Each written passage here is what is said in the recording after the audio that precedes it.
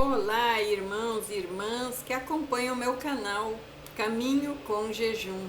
E vamos para mais um vídeo. Verifique se você já é inscrito no meu canal, porque às vezes você é dos outros canais e não é desse. Verifique ali e ative o sininho para receber notificações toda vez que eu postar um vídeo novo. E hoje eu vou falar aqui de um jejum daquele que não fica esperando as coisas caírem do céu, daquele que vai ao profundo de Deus, que sabe que a guerra é espiritual. E se nós não nos posicionarmos corretamente, os amantes, as amantes vão vencer. Esse é o jejum que é para derrubar o espírito de amante e restaurar o casamento. Vamos iniciar aqui. O jejum que restaura um casamento não começa no estômago, mas começa no altar. Antes de qualquer tentativa de confrontar o confronto humano, emocional ou até racional, Deus sempre chamou o seu povo para um lugar mais alto, um lugar no altar, o lugar de jejum que humilha a sua alma, quebra as alianças espirituais erradas dos amantes e realinha o seu espírito ao espírito de Deus, à vontade de Deus. Então vamos realinhar os nossos destinos com o que Deus quer para a nossa vida. A Bíblia nunca tratou o jejum como um ritual religioso vazio, mas como uma arma espiritual capaz de derrubar fortalezas invisíveis e confundir estratégias do inimigo e restaurar aquilo que parecia que já estava perdido. Quando falamos de restauração conjugal, não estamos lidando apenas com escolhas humanas, mas estamos lidando com influências espirituais, enganos da alma e inclusive seduções de pecado, legalidades abertas por brechas emocionais e espirituais. Todo adultério começa antes no espírito, passa pela mente e só depois se manifesta no corpo físico. Por isso, nenhuma restauração profunda acontece sem uma guerra espiritual. E não existe guerra espiritual bíblica sem jejum. Jesus foi muito direta quando disse que há castas de demônios que só saem com oração e jejum. E ele não estava falando de possessões apenas, mas de influências, dominações, enganos persistentes e ciclos que se repetem. E resistências espirituais que não caem com palavras bonitas, com orações grandes, orações fortes, ou até com conselhos, com terapias ou confrontos.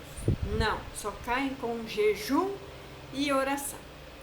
O jejum que Deus honra é aquele que é feito com arrependimento verdadeiro, quebrantamento e alinhamento com a palavra de Deus. Em Isaías 58, deixa claro que não é o jejum teatral que move os céus, mas é aquele jejum que quebra os jugos, que desfaz as ataduras da impiedade e que liberta os oprimidos.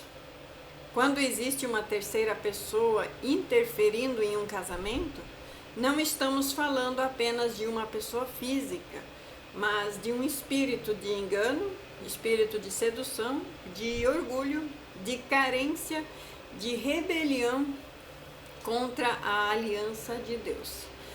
Esse alvo do jejum nunca deve ser destruir pessoas, mas destruir influências espirituais que escravizam as pessoas.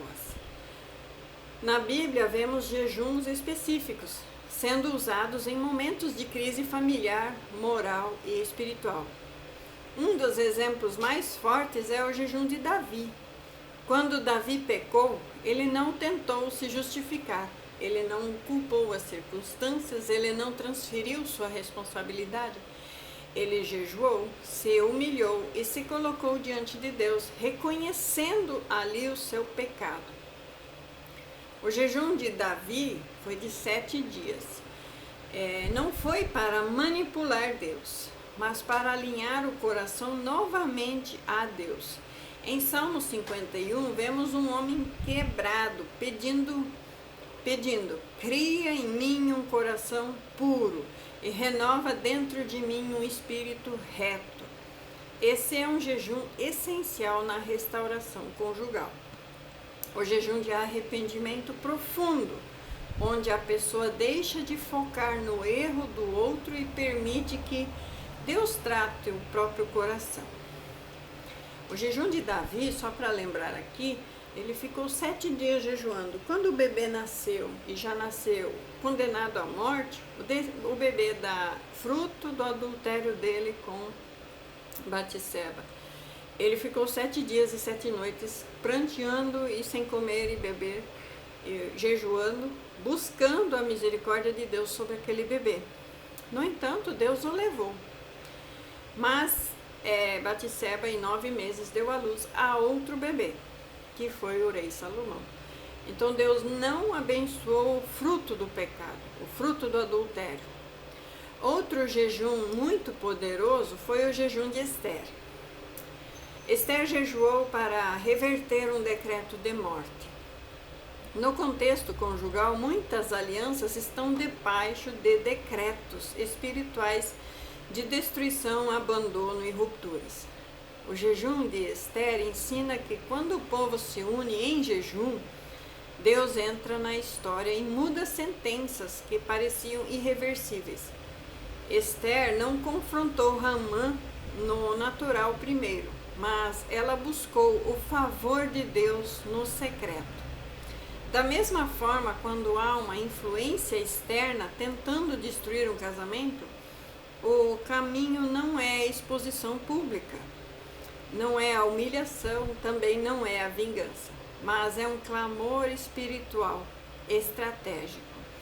O jejum de 3 dias de Esther revela que Deus age quando a igreja, a família ou mesmo a pessoa decide se posicionar espiritualmente. E há também o jejum de Daniel, que é extremamente aplicado também em restauração conjugal. Daniel decidiu não se contaminar com as iguarias do rei. Ele escolheu a santidade em ambiente de sedução. Muitos cônjuges se perdem porque se alimentam emocionalmente de conversas erradas com pessoas erradas, validações externas e desejos não submetidos a Deus. Esse jejum de Daniel ensina a separação do mundo, o domínio próprio e a resistência ao sistema secular. Esse tipo de jejum não é apenas alimentar, mas também emocional e mental. Jejum de redes sociais que alimentam comparações. Jejum de conversas que despertam carências. Jejum de músicas, filmes e conteúdos que normalizam o que é pecado. Esse jejum gera clareza espiritual e enfraquece os laços errados. Outro jejum bíblico fundamental é o jejum de Esdras. Quando Esdras percebeu que o povo havia se misturado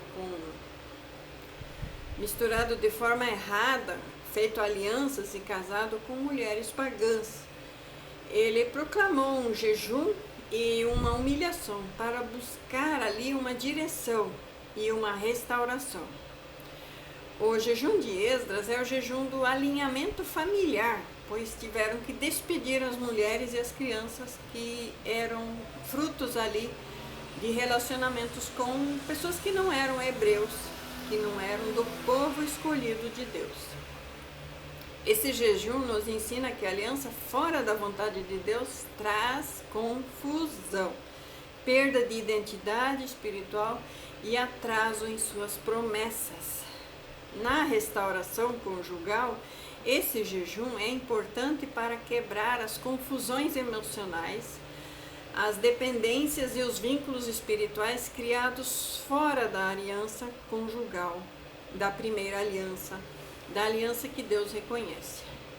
E ainda existe o jejum proclamado por Joel, quando o profeta convoca o povo a voltar-se para Deus com choro, com pranto e com arrependimento. Joel, ele fala para rasgar o coração e não as vestes. Esse jejum, ele é essencial quando o casamento foi ferido profundamente.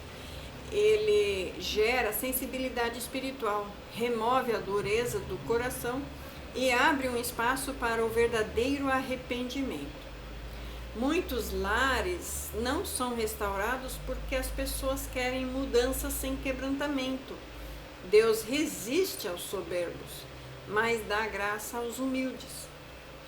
É importante entender aqui que o jejum não controla a Deus, mas nos reposiciona debaixo da autoridade de Deus.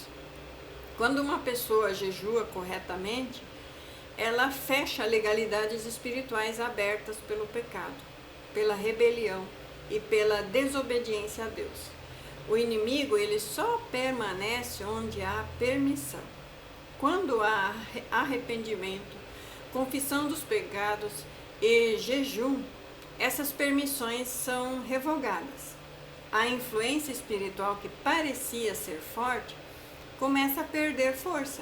A confusão mental diminui, a oração, o coração endurecido, ele começa a ser visitado por inquietações, vazios e confrontos espirituais interiores. O jejum também te prepara para o ambiente para que Deus fale com você. Muitos cônjuges retornam não por pressão humana, mas porque Deus começa a tratar no secreto. Os sonhos mudam, os pensamentos mudam, o prazer do pecado diminui, a comparação perde a graça. Isso não é obra humana, mas é uma intervenção divina. O jejum cria um ambiente espiritual onde Deus trabalha enquanto você silencia. Durante o jejum é fundamental manter a sua boca alinhada com a palavra de Deus. Não se jejua reclamando, murmurando ou amaldiçoando. Não. O jejum verdadeiro vem acompanhado de oração, de leitura da palavra e de louvores a Deus. Os louvores durante o jejum confundem o inimigo e fortalecem o seu espírito.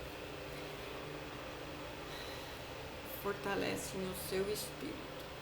E foi assim com Josafá. Esse jejum de Josafá, ele declarou um jejum e colocou adoradores à frente da batalha. E o resultado foi que o inimigo se destruiu sozinho. Em muitos casos, a influência externa cai sem que você precise fazer nada, além de permanecer em Deus. É preciso também compreender que o tempo do jejum não é negociável com ansiedade. Deus não trabalha no nosso relógio, mas Ele honra a perseverança. Alguns jejuns produzem resultados imediatos, outros produzem processos. O erro de muitos é interromper um jejum espiritual antes da obra estar completa. A Bíblia diz que não nos cansemos de fazer o bem, porque a seu tempo ceifaremos. O jejum não apenas restaura os casamentos, mas transforma quem jejua. Muitas vezes Deus restaura primeiro a identidade, a fé, a autoridade espiritual da pessoa que está clamando. E quando essa pessoa se levanta espiritualmente, todo o ambiente ao seu redor muda. O lar muda, os filhos sentem, o cônjuge muda, o lar e o mundo espiritual, ele reage a essas mudanças. E por fim, para terminar, é importante lembrar que Deus é um Deus de aliança. Ele odeia o divórcio, porque Ele ama a restauração. Ele não se alegra com a destruição de lares e nem com a sua humilhação perante o mundo, mas perante Deus. Mas com Ele não se alegra com a destruição de lares, mas com arrependimento e com restaurações. O jejum é uma das maiores provas de que você confia mais em Deus do que nas suas próprias forças. E quando Deus vê alguém disposto a se humilhar de verdade por uma aliança, Ele entra em cena com poder. Então acredite, Deus vê todo o esforço que você faz, principalmente alinhado à vontade de Deus, alinhado à restauração, que é o plano original de Deus. Fique com essa palavra, receba em nome de Jesus Cristo essas promessas. Amém.